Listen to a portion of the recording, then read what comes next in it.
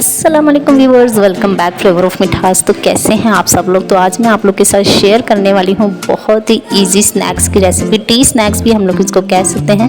नमक पारे निमकी की रेसिपी हम लोग बनाएंगे, जो बिल्कुल मार्केट से आप लोग खरीदते हैं, बिल्कुल उसी तरीके की आज मैं आप लोग को बनाना सिखाऊंगी। घर में जब हम इसको बनाएं तो किस तरीके से रेडी करें, और बहुत ही टेस्टी और बहुत ही हेल्दी आपको बताऊंगी, क्योंकि दाल से रेडी करने वाले हैं। तो आपने वीडियो को लास्ट तक वॉच करना है, बड़ों बच्चों को बहुत ही पसंद आएगी। साथ ही साथ अगर आप मेरे चैनल पर फर्स्ट टाइम आए हैं तो सब्सक्राइब करके बेल आइकन का बटन जरूर दबाइएगा, ऑल पे क्लिक कर दीजिए। इसी होगा कि मेरी आने वाली तमाम वीडियोस आपको फ्री को देखने को मिलेंगी। तो रेसिपी को स्टार्ट कर लेते हैं जी जनाब। यहाँ पर हमने 1 कप मूंग दाल का लिया है, जो अमूमन घर में चाय वाला कप होता है ना, वही आप लोगों ने ले लेना है और उससे आप लोगों ने मेजरमेंट कर लेनी है। और साथ ही साथ हमने फुल गर्म पानी लेना है। अगर आप लोग के पास टाइम कम है तो वरना ओवरनाइट भी आप इसको सोक कर सकते हैं। तो मुझे जल्दी थी इसलिए मैंने गर्म पानी यहाँ पर ले लिया है। इसमें हम लोग 1 कप दाल ऐड कर देंगे। इसको अच्छे से मिक्स करके आप लोगों ने 2 से 3 घंटे के लिए इसको रख देना है। तो जी जनाब, यहाँ पर जो हमारी दाल है आप लोग देख सकते हैं 3 घंटे हो चुके हैं, फूल के अच्छी खासी ज़्यादा भी हो चुकी है। तो अब हम इसमें जो पानी है बस इसी में आप लोगों ने इसको ग्राइंड कर लेना है। ब्लेंडर जग ले लेंगे और ये देखिए मैं आप लोग को पानी चेक करवाती हूँ। सिर्फ 3 से 3.5 टेबल स्पून पानी है जो हम लोगों ने इसमें ऐड करना है, और इसको अच्छे से आप लोगों ने ब्लेंड कर लेना है। बहुत ही एक स्मूथ सी आपने जो इसकी कंसिस्टेंसी होगी ना वो रेडी करनी है। तो ब्लेंडर जग में अब हम लोग बिल्कुल भी पानी ऐड नहीं करेंगे, क्योंकि पानी हम लोग ऐड कर चुके हैं। तो जल्दी से मैं इसको ग्राइंड कर लेती हूँ। और ये देखिए यहाँ पर अच्छे से मैंने इसको ग्राइंड कर लिया है। बिल्कुल भी इसमें दाल बाकी नहीं है, इतना स्मूथली आपने इसको ग्राइंड करना है। तो इसको एक बाउल में निकाल लेते हैं। आप लोग देख सकते हैं हल्का सा पानी आप लोग इसमें ऐड कर लीजिएगा, ताकि जो जग में है वो भी सारा टेक्सचर इसमें आ सके।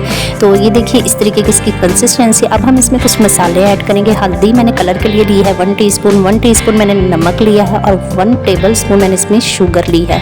टेबल स्पून इसमें हमने अजवाइन ली है। इसके अलावा आप लोगों ने बिल्कुल भी इसमें जो मसाले हैं वो ऐड नहीं करने। शुगर ऐड कर लीजिएगा, ऑप्शनल है अगर आप लोग ऐड करना चाहते हैं तो, वरना इसका जो टेक्सचर है नमक के साथ वो बहुत ही अच्छा आता है, ज़रूर ऐड कीजिएगा। तो अच्छे से इसको मिक्स कर लेंगे ताकि जो मसाले हैं वो दाल के मिक्सचर के साथ अच्छे से मिक्स हो जाएं। और अब हमने यहाँ पर ले लेना है आटा। गेहूँ का आटा लिया है। जो कप हमने मेजरमेंट किया था दाल का, उसी से ही हम आटा मेजरमेंट करेंगे। 2 कप हमने आटे के ऐड करने हैं।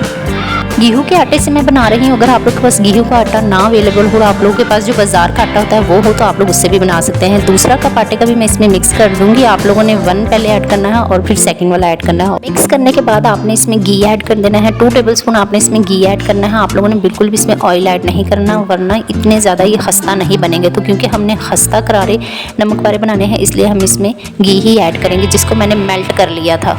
हाथों से इसको अच्छे से गूंद लें, क्योंकि हाथों से गूंदने से हमें इसकी कंसिस्टेंसी का पता चल जाएगा कि ये ज़्यादा पतला तो नहीं है, ये ज़्यादा सख्त तो नहीं है। स्पून से अच्छे से गूंद नहीं सकते हम, इसलिए हम इसको इस तरीके से गूंद लेंगे। और ये देखें इसकी जो कंसिस्टेंसी है कितनी ही अच्छी है। तो इसमें हम 1 टेबल स्पून घी ऐड कर देंगे।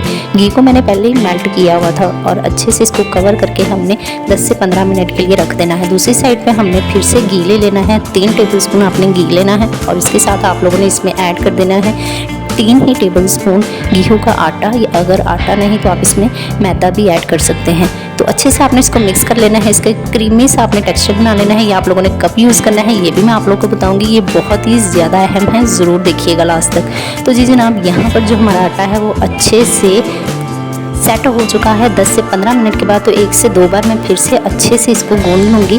तो ये देखिए बहुत ही स्मूथली सा हमारा जो आटा है ना वो बनकर, हमारी जो डो है वो बनकर रेडी है। तो अब इसका मैं एक पेड़ा ले लूँगी। अमूमन जो हम लोग रोटी बनाते हैं ना, उससे थोड़ा सा बड़ा अपने पेड़ा ले लेना है, और इसको इस तरह से गोल शेप में आप लोगों ने बना लेना है। ये देखिए। तो अब हम साथ ही साथ एक बोर्ड ले लेते हैं, और उस बोर्ड पे सबसे पहले आपने आटा डस्ट कर लेना है।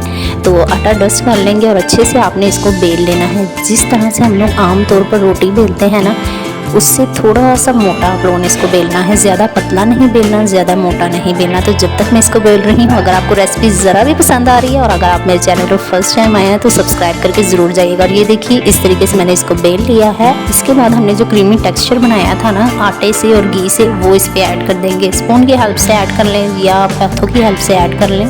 इसे आपने सारा इस पर लगा देना है। इससे जो हमारे नमक पारे हैं ना बहुत ही खस्ता बनेगी। इस एक लेयर को इस तरीके से फोल्ड कर देंगे, और उसके ऊपर भी आप लोगों ने इसी क्रीमी फॉर्म वाले टेक्सचर को ज़रूर अप्लाई करना है। और दूसरी साइड से भी कवर करके इसके ऊपर भी अच्छे से कवर कीजिएगा। इस तरीके से इसकी जो लेयर्स है ना बहुत ही अच्छी बनकर रेडी होंगी।